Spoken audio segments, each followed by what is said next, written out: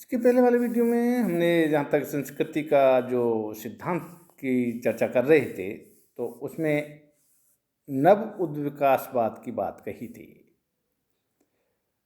नव उद्विकासवाद के बाद आज हमारा इस वीडियो में जो व्याख्यान है या जिस पर हम चर्चा करेंगे वो है संस्कृति का प्रसारवादी सिद्धांत या संप्रदाय।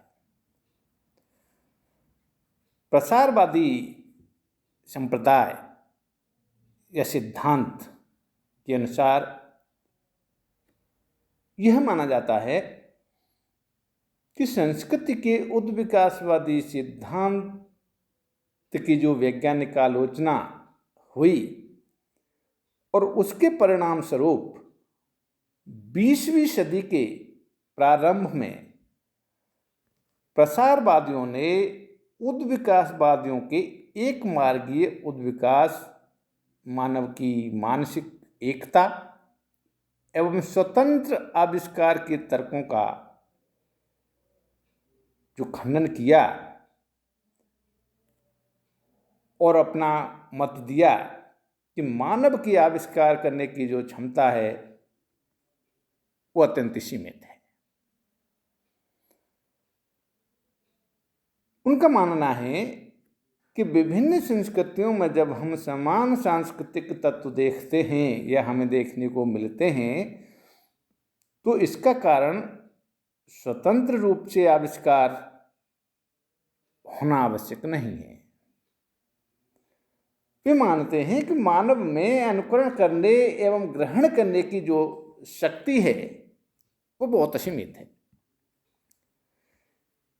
यानी उनका मानना है कि मानव जो कुछ दिखता है, समाज में देख लेता है, उसका वो अनुकरण करता है, उसको वो सीख लेता है,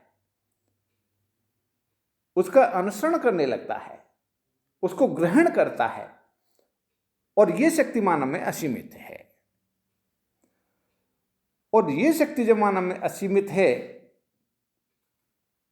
इसके कारण क्या होता है कि जब भी दो संस्कृति समूह जब संपर्क में आते हैं तो उनमें एक दूसरे के रीति रिवाज, प्रथा, परंपरा, धर्म, कला, भौतिक वस्तुएं, भाषा, वस्त्र, बर्तन, भोजन आदि में एक आदान प्रदान होने लगता है। क्योंकि जैसा आज हम देखते हैं कि कोई ड्रेस हमने देखा, हमारे नज़रों के सामने आई और हमको अच्छी लगने लगी तो हम तुरंत उसको उस प्रकार की ड्रेस को खरीदने का प्रयास करेंगे। तो कहने का तात्पर्य वो जो मानते हैं कि एक अनुकरण करना, उनको ग्रहण करना, उनको प्राप्त करना, ये मानव में की प्रकृति में हम कहें कि घुला हुआ है। तो इससे क्या हुआ कि जब विभिन्न समूह या विभिन्न संस्कृतियों के लोग आपस में मिले, उनका मिलना जुलना हुआ, उनकी शारीरिक निकटता होने लगी, तो इसके साथ साथ क्या हुआ कि संस्कृति के प्रसार के जो अवसर थे उनमें अधिकता आई। जैसा कि स्वाभाविक है, हम कहीं किसी से मिलेंगे विभिन्न संस्कृति वाले लोग से, जैसे ही हमारी शारीरिक निकटता आएगी तो स्वाभाविक है हमारे यानी उसकी संस्कृति को ग्रहण करना और उसको हमारी संस्कृति को ग्रहण करने का जो अवसर जो होगा वो बढ़ेगा, उसमें अधिकता आएगी। तो जब अवसर की जब अधिकता आएगी तो इसके परिणाम स्वरूप क्या हुआ कि एक स्थान पर जो आविष्कार संस्कृति थी, एक स्थान पर जिस संस्कृति का जो आविष्कार हुआ था वो संस्कृति के तत्व दूसरे स्थानों पर भी फैलने लगे और इसी फैलाव को यानी एक सांस्कृतिक क्षेत्र में किसी संस्कृति का जन्म हुआ और वहाँ से सांस्कृतिक तत्व दूसरी सांस्कृतिक क्षेत्र में चले गए। ये जो फैलाव है, एक जगह से दूसरे जाने वाला जो प्रक्रिया थी, इसे ही प्रसारवाद के नाम से जाना जाने लगा।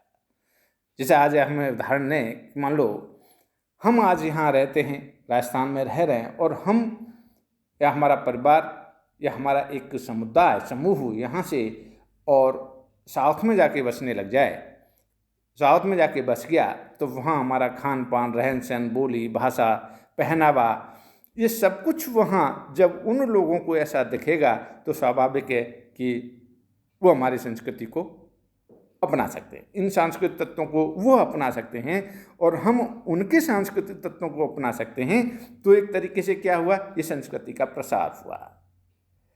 एक संस्कृति दूसरी संस्कृति यानी एक क्षेत्र से दूसरे क्षेत्रों में जाने लगी, तो ये सांस्कृतिक प्रसारवाद के नाम से जाना जाने लगा। तो यहाँ हम कहें कि जब प्रसारवाद की जब बात करें तो इसको हम यदि और अधिक कुछ स्पष्ट करने के लिए हम इसकी कुछ विशेषताओं पर चर्चा करते हैं, विशेषताओं की बात करते हैं, जिससे प्रसारवाद हमारे यानी दिमाग में जो है वो एकदम क्लियर हो जाएगा। तो इसकी विशेषताएं या हम कहें कि इसकी मान्यताएं कुछ इस प्रकार से हैं। जैसे पहला इसमें बिंदु बताया कि अर्थपूर्ण सांस्कृतिक तत्वों को ही अपनाना। कहने का तात्पर्य यहाँ पर यह है कि कोई भी संस्कृति या कोई भी सांस्कृतिक समूह जब दूसरे की सांस्कृतिक समूह की संस्कृति या सांस्कृतिक तत्वों को अपनाता है तो वो उसी समय अपनाएगा जब वह उसके लिए अर्थपूर्ण और उपयोगी हो। अर्थपूर्ण से तात्पर्य है उसके लिए उपयोगी भी होना चाहिए, यानी हम किसी निरर्थक सांस्कृतिक तत्व को नहीं अपनाएंगे। हम किसी समूह के सांस्कृतिक तत्व या संस्कृति संकुल को जब भी अपनाएंगे, जब भी उसको ग्रहण करेंगे, जब भी हम उसका अनुसरण करेंगे, जब वो हमारे लिए अर्थपूर्ण हो या हम कहें कि हमारे लिए कुछ महत्व की हो, हमारी कुछ आवश्यकताओं को पूरा करती हो, तो ही हम उस सांस्कृतिक तत्व को अपनाएंगे। एक प्रसारवादी सिद्धांत की ये विशेषता है, हम कहेंगे सांस्कृतिक प्रसार की ये विशेषता है। प्रसार जब भी होगा जब एक दूसरे समूह की संस्कृति एक दूसरे के लिए अर्थपूर्ण हों, उपयोगी हों, एक दूसरे की आवश्यकताओं को पूरा करती हों, तो हम यानी दूसरे की संस्कृति के तत्वों को हम अपनाते हैं। दूसरी विशेषता के रूप में हमें देखें तो वो है कि नए पर्यावरण के अनुरूप सांस्कृतिक तत्वों में बदलाव आना। तो इसका तात्पर्य यहाँ पर ये है कि प्रसार के दौरान सांस्कृतिक तत्व अपने मूल रूप में नहीं रहते हैं। जैसे ही वे दूसरे समूह की संस्कृति में ग्रहण करते हैं या उनका जैसे ही प्रसार होता है तो वहाँ पर वे अपने आप को हम कहें कि वो बदल लेते हैं, या हम ये कहें कि वो नए पर्यावरण के अनुरूप अपने आप को ढाल लेते हैं। क्योंकि जब एक समूह की सांस्कृतिक जो तत्व हैं दूसरे समूह या दूसरी संस्कृति के समूह में जब ग्रहण कर यानी प्रसार करते हैं या हम वहाँ जाते हैं, वे लोग जो अपनाते हैं, तो वे तत्व कुछ उसमें यानी हम कहें कि हूबहू वैसे कि वैसे वहाँ उठ के चले जाएं, ऐसा नहीं होता है। वो अपने आप में कुछ बदलाव भी करते हैं। तो बदलाव इसलिए करते हैं कि जाने वाली संस्कृति हम कहें कि दूसरी संस्कृति के तत्वों से वो अनुकूलन करने में अपने आप को सक्षम कर लें, तो ही प्रसार होगा, अन्यथा प्रसार नहीं हो पाएगा। तो ये भी इसकी विशेषता है कि नए पर्यावरण के अनुरूप सांस्कृतिक तत्व जो होते हैं वो अपने नए पर्यावरण के अनुरूप अपने आप में वो बदलाव कर लेते हैं। तीसरे बिंदु के रूप में यदि हम देखें तो वो है कि जो प्रसार जो होता है उच्च संस्कृति से निम्न संस्कृति की ओर होता है। एक विशेषता इसमें ये बताई है कि प्रसारवादी संप्रदाय या प्रसारवादी सिद्धांत की एक मान्यता है कि दो संस्कृतियों में जब प्रसार होता है तो वो प्रसार जो होता है हमेशा उच्च संस्कृति के से निम्न संस्कृति की ओर होता है। या हम ये कहें कि विकसित संस्कृति से अविकसित संस्कृति की ओर होता है। ये बहुत कम हमें ऐसा देखने को मिलेगा जहाँ निम्न संस्कृति से और उच्च संस्कृति की ओर प्रसार हो रहा है।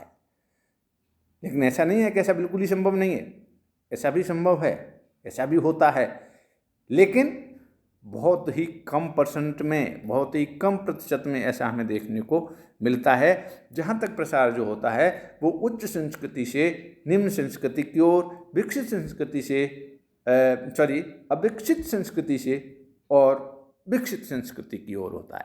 जैसा कि आज हम यदि देखें, अब एक उदाहरण यहाँ हम लें कि आज जो हम ब्राह्मणों की जो संस्कृति की जो बात करते हैं, तो ब्राह्मणों की संस्कृति में हमें देखने को मिलता है कि वहाँ जो आज उनका जो खान पान है वो निम्न संस्कृति से उच्च संस्कृति की ओर गया है।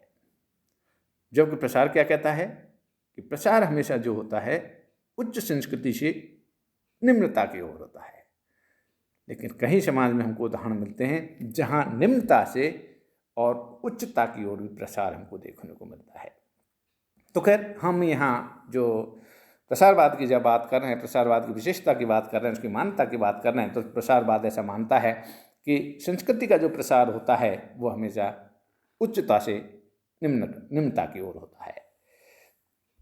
अगले बिंदु के रूप में हम देखें तो एक विशेषता है कि प्रसार के कारण ग्रहण करने वाले समूह में परिवर्तन संभव होता है। कहने का तात्पर्य यहाँ पर यह है कि सांस्कृतिक प्रसार के कारण जो ग्रहण करने वाला समूह है उसमें सामाजिक एवं सांस्कृतिक परिवर्तन घटित होते हैं। लेकिन कभी कभी प्रसारित होने वाले सांस्कृतिक तत्व बिना किसी प्रकार की हलचल मचाए भी दूसरे समूह में वो घुल मिल जाते हैं। ऐसे भी समाज में उदाहरण देखने को मिलते हैं। और कभी कभी ये कई परिवर्तनों के लिए कहें कि उस समूह में परिवर्तन के लिए उत्तरदायी भी होते हैं।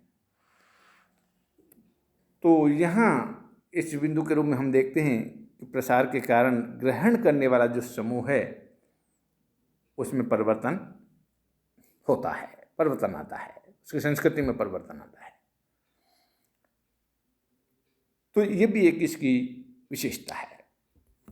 और अंत में इसकी विशेषता हम देखते हैं कि प्रसार में कुछ बाधाएं भी पैदा होती हैं, कुछ बाधाएं भी आती हैं। जो संस्कृति प्रसार हमें समाज में देखने को मिलता है तो उसमें बहुत सारी बाधा भी उसके सामने आती हैं जो उसको प्रसार को रोकती हैं। तो इसमें हम क्या कह सकते हैं कि सांस्कृतिक प्रसार में जो बाधाएं आती हैं तो वो है, हम उदाहरण यदि हम देखें तो जैसे यातायात एवं संचार का अभाव है कहीं, तो प्रसार संस्कृति का जो होगा वो ढंग से नहीं हो पाएगा। कहीं कहीं समुद्र हैं, रेगिस्तान हैं, पहाड़ हैं, दलदल हैं, तो भी प्रसार जो होगा वह ना के बराबर होगा। या हम कह सकते हैं जब वो संस्कृति आपस में संपर्क ही नहीं होगा, उनका मिलन ही नहीं होगा, तो प्रसार होना संभव नहीं है। तो ये कुछ ऐसी बातें हैं कि ये संस्कृति प्रसार में बाधा उत्पन्न करती हैं। तो इस प्रकार प्रसारवादियों का जहाँ तक सवाल है, उन्होंने सांस्कृतिक परिवर्तन को एक इसमें एक हम कहें कि एक नया मोड़ दिया है, तो वह भी सही है। तो यहाँ हम देखते हैं कि प्रसारवाद जो होता है या प्रसार के कारण संस्कृतियों का प्रसार होता है, इन्होंने अपना जो सिद्धांत दिया कि एक जगह वो संस्कृति पैदा होती है, उत्पन्न होती है, जन्म लेती है, और उसके बाद जब वह दूसरी संस्कृति के संपर्क में आती है तो वे एक दूसरे की संस्कृति को ग्रहण करते हैं, उनका अनुसरण करते हैं, उनको अपनाते हैं, जिससे प्रसार होता होता होता होता एक सांस्कृतिक क्षेत्र निर्मित हो जाता है। तो लेकिन यहाँ भी एक हम कहें कि प्रश्न तो ये उठता ही है कि वह स्थान कौन सा है जहाँ से सभी स्थानों पर सांस्कृतिक प्रसार हुआ। ये प्रश्न उठना स्वाभाविक है। हमने ये मान लिया प्रसार होता है, बात सही है, होता है, लेकिन ऐसा कौन सी जगह है, कौन सा स्थान है जहाँ से सभी स्थानों पर सांस्कृतिक प्रसार हुआ। या हम ये भी कह सकते हैं कि प्रसार के केंद्र कौन से हैं, और इस पर प्रसारवादियों के जो मत हैं उनमें मतभिन्नता है, उनमें मतभेद हैं। यहाँ पर वो एक मत नहीं है। तो इसके परिणाम स्वरूप क्या हुआ? इसके परिणाम स्वरूप प्रसारवादियों में अलग अलग प्रकार के संप्रदायों ने जन्म ले लिया। कोई कुछ समाजशास्त्री, हम कैसे मानव शास्त्री कहते हैं कि यहाँ से पैदा हुई संस्कृति, कुछ कहते हैं कि नहीं यहाँ से पैदा हुई, कुछ कहते हैं कि यहाँ से पैदा हुई और यहाँ से विश्व में फैली, यहाँ से विश्व में फैली। तो यहाँ मानव शास्त्रियों में या समाजशास्त्रियों में एक मतता नहीं है। तो इसके कारण क्या हुआ? विभिन्न और नए नए सिद्धांतों ने जन्म लिया, और उनकी हम जो चर्चा करेंगे वो आगे वाले वीडियो में करेंगे। किस मत भिन्नता के कारण कि संस्कृति कहाँ से पैदा हुई, कहाँ उसका जन्म हुआ और किस स्थान से पूरे विश्व में फैली, यहाँ एक मतता नहीं है, मत भिन्नता है। मत भिन्नता है तो मत भिन्नता क्या है वो हम अगले वीडियो में इसमें बताएंगे। तब तक धन्यवाद।